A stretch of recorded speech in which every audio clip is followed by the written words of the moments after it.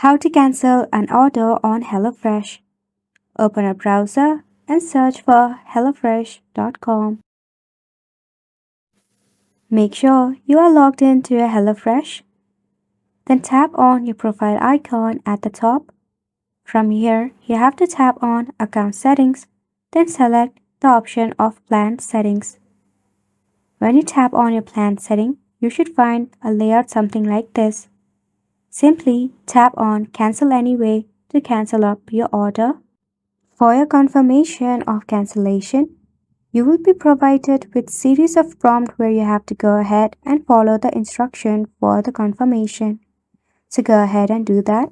Talking about HelloFresh, HelloFresh is a meal kit delivery service that provides pre-proportioned ingredients and easy to follow recipes to your doorstep. With a variety of meal options to choose from each week, HelloFresh makes cooking delicious and nutritious at home, which is convenient and enjoyable.